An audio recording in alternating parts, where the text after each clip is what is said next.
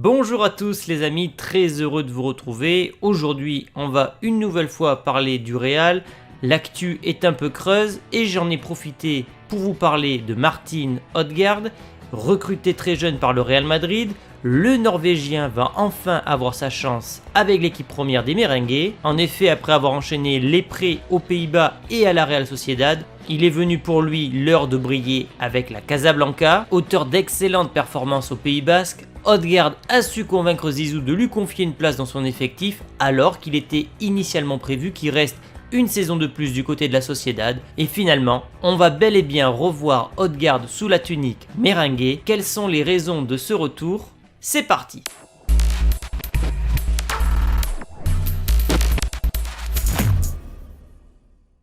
Cette vidéo les amis est sponsorisée par OneFootball, l'application numéro 1 sur le foot, l'actu, les compositions et les rumeurs de transfert. L'application est gratuite, disponible sur iOS et Android, le lien est dans la description.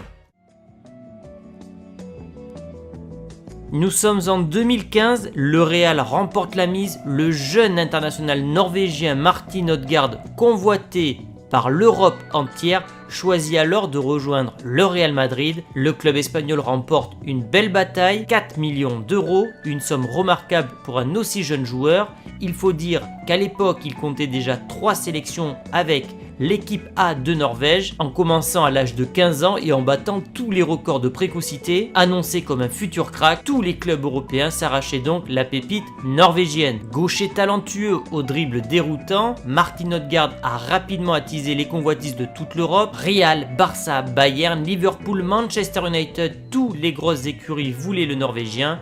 Le Real a gagné cette belle bataille et le faire revenir et le faire jouer dans l'équipe A du Real Madrid, c'est aussi montrer une victoire, une marque de puissance et de réussite du club madrilène. La deuxième solution, vous vous en doutez bien, c'est le Covid. Le mercato est entre guillemets fermé du côté du Real. Tu as l'occasion de faire venir un joueur gratuitement, d'un niveau confirmé pour la Liga puisqu'il a été élu comme l'un des meilleurs joueurs de la saison passée, qui vaut actuellement 45 millions d'euros sur le marché, ce n'est pas négligeable. Le Real Madrid n'a pas enregistré de perte sur le dernier exercice, au contraire ils ont enregistré un bénéfice faible mais de 320 000 euros. Et si beaucoup de clubs sont dans le rouge suite aux pertes liées par cette crise, le Real Madrid lui reste dans le positif. Mais ce n'est pas assez pour faire des folies sur le marché, sachant que l'année prochaine, vous le savez, j'en ai fait déjà plusieurs vidéos récemment, il y aura énormément d'investissements. Le Real ne peut pas se permettre d'acheter à tout va cet été et donc faire revenir un joueur du talent d'Odegaard gratuitement en payant entre guillemets que son salaire, c'est cadeau. Destiné à devenir le remplaçant naturel de Luka Modric en tant que maestro de la Maison Blanche, Martin Odegaard revient avec le statut de grand joueur de la Liga. Le Norvégien a explosé sous les couleurs de la Sociedad et revient avec l'intention de s'imposer dans le 11 de Zizou. Car si oui, Lukita, comme on l'appelle, a gagné le droit de poursuivre une année supplémentaire compte tenu de son retour en grâce après le confinement, le Croate a été un élément clé dans la conquête finale de cette 34e Liga, même si sa première partie de saison fut très délicate. Il veut rester à Madrid sans pour autant devenir un poids. Le Real, comme je vous l'ai dit, ne peut pas se permettre trop de changements cet été. Modric est prêt à accepter un rôle de turnover, est prêt à baisser son salaire et pourrait ainsi avoir un rôle de maître à élève avec Martin Odegaard afin de lui passer tout son savoir pour les prochaines années. Car oui, son âge ne lui permet plus d'enchaîner aussi bien que par le passé, même s'il sera encore une fois, je le pense, très important pour le Real Madrid.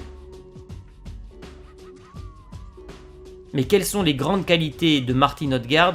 Tout d'abord, sa qualité de passe, capable de casser des lignes sur une seule passe, sa qualité de frappe, sa créativité, bref, beaucoup de qualités de très haut niveau. Il manque de solutions au milieu de terrain. Il y a Isco, mais il n'est pas aussi bon que par le passé. Il y a Valverde qui a explosé l'an passé.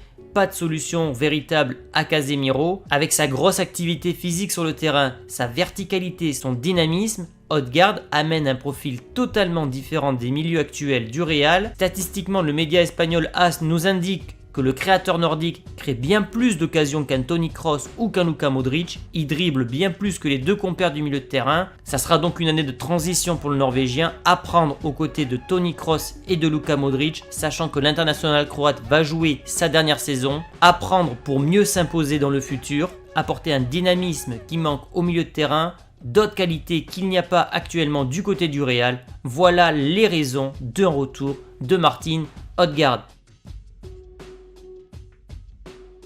Sans oublier évidemment qu'Odegaard c'est aussi un ticket d'entrée pour la future arrivée de Haaland. Ils sont très bons amis en sélection. Odegaard c'est aussi le ticket d'entrée pour Haaland dès l'année prochaine. On le sait, la clause d'Haaland descendra à 75 millions l'année prochaine. Beaucoup d'écuries européennes vont se jeter sur la pépite norvégienne, étant donné qu'il est considéré comme l'un des futurs meilleurs attaquants au monde. Alors avoir Odegaard avec toi, avoir un Odegaard qui s'est déjà imposé dans ton Real, te permet d'avoir un argument que d'autres clubs ne pourront pas avoir, se démarcher pour mieux attirer Haaland. Voilà aussi une des stratégies du Real. Et enfin, la dernière raison que j'ai trouvée, c'est aussi l'ouverture sur le marché nordique. Par le passé, le Real a beaucoup travaillé pour s'attirer les faveurs du marché asiatique. Le Real peut donc avec Odegaard s'attaquer à un nouveau marché, le marché nordique, en attendant, comme je le disais juste précédemment, l'arrivée de Haaland. Donc pour résumer, le Real peut mettre en avant sa réussite sur le mercato en faisant rejouer dans l'équipe A un joueur dont toute l'Europe s'arrachait le talent, un profil que tu n'as pas, un futur remplaçant de Modric, un ticket d'entrée pour Haaland, une ouverture sur le marché nordique. Voici les arguments d'un retour de Odegaard du côté de la capitale espagnole. Si jamais j'ai oublié un argument, faites-le moi savoir dans les commentaires. Vous pouvez soutenir la chaîne en lâchant un maximum de pouces bleus. Merci à tous ceux qui ont suivi la vidéo jusqu'au bout et je vous dis à très vite les amis pour une nouvelle vidéo. Ciao!